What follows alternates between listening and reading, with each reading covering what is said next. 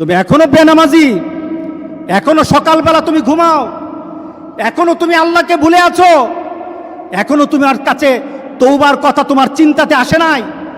তুমি অনেক কিছু হতে পারো, তুমি মুসলমানের কাতারে থাকবা না।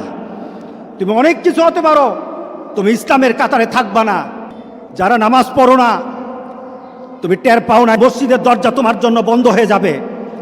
তুমি মনে রেখে দিও, মসজিদের সাথে তোমার সম্পর্ক তোমার হয় নাই, তুমি জান্নাতের দরজাও তুমি খুলতে পারবা না। নামাজের ব্যাপারে আমাদের কোনো সহজতা নাই, কোনো কম্প্রোমাইজ নাই, কারোর সাথে আমার সম্পর্ক নাই। নামাজ আছে তো সম্পর্ক আছে, নামাজ নাই আল্লাহর সাথে তার সম্পর্ক নাই, আমার সাথে তার কোনো সম্পর্ক নাই। আপনি ঘোষণা দেন, পরিবেশ সুন্দর হয়ে যাবে, তওবা কবুল হবে, আল্লাহ আমাদেরকে রক্ষা করবেন, আল্লাহ আমাদেরকে রক্ষা করবেন ইনশাআল্লাহ। আল্লাহর কাছে তওবা করে করে কাঁদি, মাবুদ আমাদেরকে তুমি এই গজব থেকে বাঁচাও, আমাদের গজব থেকে বাঁচাও। আল্লাহ যেন সবাইকে হেফাজত করে, আল্লাহ যেন সবাইকে হেফাজত করে। নামাজ যারা পড়ে না, ঘাড় ধরে ধরে তাদেরকে আনেন। কেন নামাজ পড়বা না? তুমি মুসলমান, এই মুহূর্তে তুমি আমরা এক কাতারে দাঁড়াই।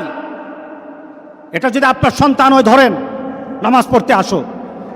মুহাম্মদ সাল্লাল্লাহু আলাইহি সাল্লামের কথা কঠিন ছিল নামাজের ব্যাপারে। রাসূল সাল্লাল্লাহু আলাইহি সাল্লাম বলেছেন, তোমার সন্তান 7 নামাজ শিখাও, তোমার সন্তান 10 নামাজ না পড়লে তার পিটাও। কে বলেছেন? কে বলেছেন? রাসূল বলেছেন। তাহলে রাসূল কঠিন হলেন না?